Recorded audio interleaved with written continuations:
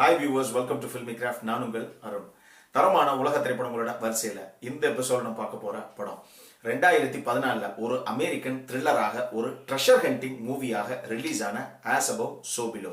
இப்போ இந்த படத்துடைய ஒன்லைனர் என்ன அப்படின்னு நம்ம பார்த்துடலாம். பிலாசபர் ஸ்டோன் அப்படின்னு சொல்லி ஒரு கல், எந்த ஒரு உலோகத்தையும் தங்கமாக மாற்றக்கூடிய சக்தி இருக்கிற அந்த கல்லை தேடிய பயணம் தான் இந்த படத்துடைய ஒன்லைனர். இப்போ இந்த படத்துடைய டீடைல் ரிவ்யூக்கு போகலாம். படத்துல நம்ம ஹீரோயினுடைய பேரு ஸ்கார்லெட். இவங்க லண்டன்ல இருக்கிற ஒரு யூனிவர்சிட்டியில ப்ரொஃபஸரா இருக்காங்க. இவங்க டபுள் PhD முடிச்ச ஒரு ஆளு, 10th கெமிஸ்ட்ரியில மாஸ்டர்ஸ் வேற. இவங்க பிலாசபர் ஸ்டோன் அப்படின்னு சொல்லப்படுற ஒரு கல்லை ரொம்ப நாளா தேடுறாங்க.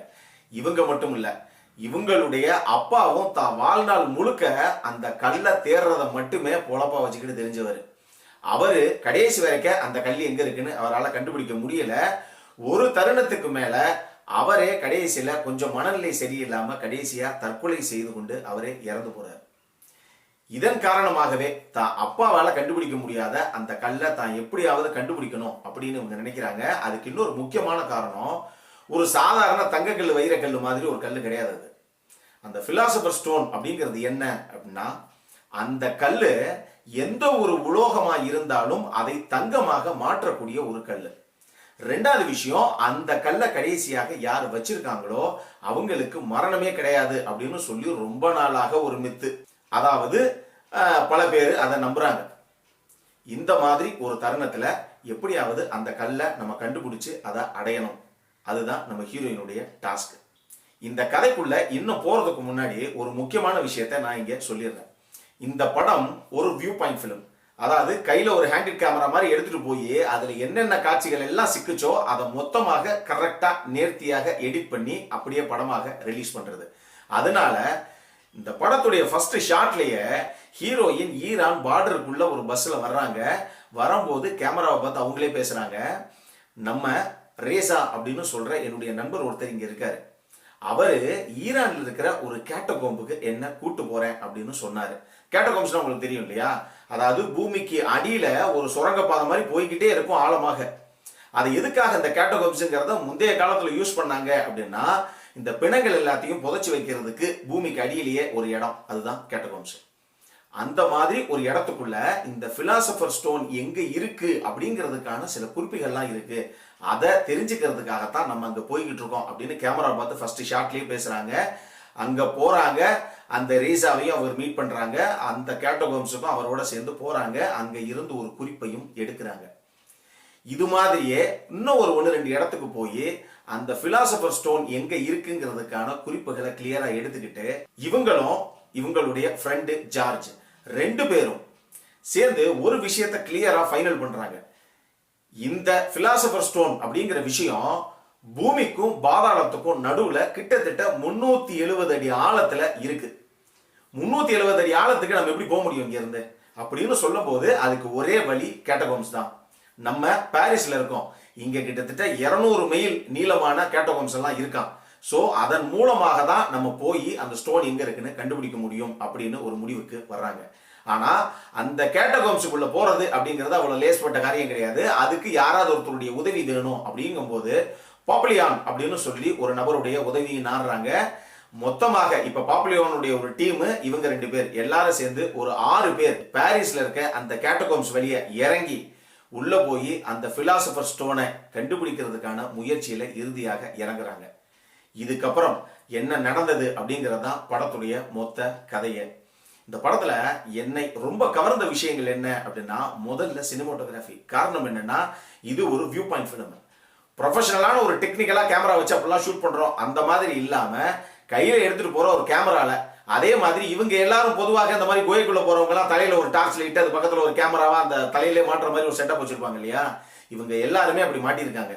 இது எல்லாத்திலையும் மொத்தமாக மாட்டின காட்சிகள் என்னவோ அதை கரெக்டா நேர்த்தியாக எடிட் பண்ணி தான் ஒரு படமாக இது வெளிவந்திருக்கு. ரெண்டாவது விஷயம், இந்த படத்துடைய அந்த உண்மை தன்மை. அந்த கேட்டகோம்ஸ் அந்த குகை மாதிரி இருக்கு, அந்த இடத்துக்குள்ள அந்த வழி வெளியே உள்ள போறாங்க இல்லையா? இவங்க ஆரம்பிக்கும் போதே ஆக்சுவலி இந்த ஒரு ஹோல் வழியா தாங்க நம்ம இதுக்குள்ள போயாகணும் அப்படின்னு காமிக்கிறாங்க. அந்த ஹோலை பார்க்கும் போதே நமக்கு குலை நடுங்குது. இதுக்குள்ள எப்படியா போறது? முதல்ல இது சைஸை பார்த்தா மனுஷன் போற மாதிரியே கிடையாது அப்படிங்கிற மாதிரி இருக்கு. கொஞ்சம் யோசிச்சு பாருங்க. அந்த இடத்துலயே நமக்கு ஒரு ஜர்க்கு கொடுக்குது. இதுக்குள்ள போய் இவங்க என்னன்னு போய் உள்ள 200 கிலோமீட்டர்லாம் போய் எடுக்கிறது அப்படிங்கிற ஒரு ஃபீல் நமக்கு வருது. இது பத்தாததுக்கு இந்த படத்துல பல காட்சிகள்ல ஒரே ஒரு ஆள் மட்டும்தான் உள்ள படுத்துக்கிட்டு ஊர்ந்து போக முடியும். அதுவே ரொம்ப கஷ்டம். அந்த மாதிரி இடத்துல பல இடத்த கிராஸ் பண்ணி தான் அந்த கல் இருக்க இடத்துக்கு போகணும் அப்படிங்கிற சில நிலைமையெல்லாம் வருது. அந்த இடத்துலையும் அந்த 5 பேரும் அந்த ஒரு ஆள் மட்டுமே போகக்கூடிய இடத்துல உள்ள போகிற அந்த ஷாட்ஸ் எல்லாம் நம்மளை உண்மையாக பரீட் படம் பார்க்கும்போது கடைசியாக அந்த பொட்டி உடைஞ்சு மண்ணு உள்ள கொட்டும் போது நம்மளை அறியாம ஒரு சஃபகேஷன் ஃபீலிங் நமக்கு எப்படி வந்ததோ, அந்த மூச்சடைக்கிற மாதிரி ஒரு ஃபீலிங் எப்படி வந்ததோ அதே ஃபீலை இந்த படம் கொடுக்கும். பார்க்கும்போது நமக்கு கதி கலங்குற அளவுக்கு அந்த சீன்ஸ் எல்லாம் அவங்க எடுத்திருக்காங்க. அவ்வளவு சூப்பராக இருக்கு.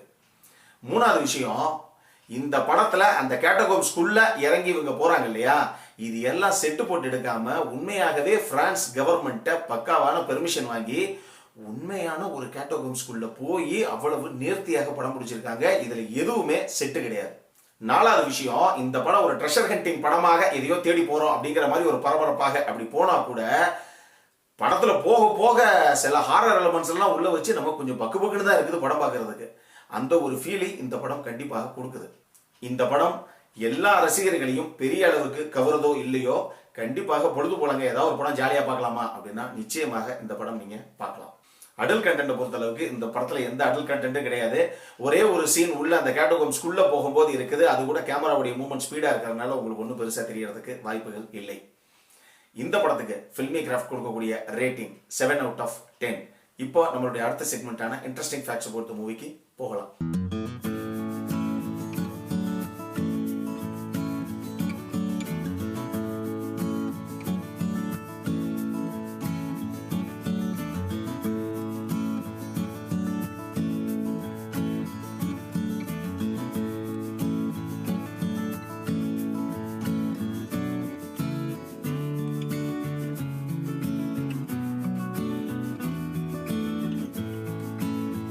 இந்த வீடியோ பிடிச்சிருந்ததுன்னா லைக் பண்ணுங்க. ரொம்ப பிடிச்சிருந்ததுன்னா உங்க ஃப்ரெண்ட்ஸ் எல்லாத்துக்கும் ஷேர் பண்ணுங்க. உங்களுடைய கருத்துக்கள் ஏதாவது இருந்தது அப்படின்னா கீழே இருக்க கமெண்ட் செக்ஷன்ல எங்களுக்கு தெரிவிங்க. வீடியோவை க்ளோஸ் பண்றதுக்கு முன்னாடி சப்ஸ்கிரைப் பண்ணுங்க. சப்ஸ்கிரைப் பண்ணும்போது பக்கத்தில் இருக்க நோட்டிபிகேஷன் பெல் ஐக்கானையும் கிளிக் பண்ணுங்க. அப்பதான் எங்களுடைய வீடியோஸ் எல்லாம் உங்களை ஆன் டைம் சேரும். இதே மாதிரி இன்னொரு உலகத்தரமான படத்தோட அடுத்த முறை உங்களை சந்திக்கிற வரைக்கும் it is Arun signing of.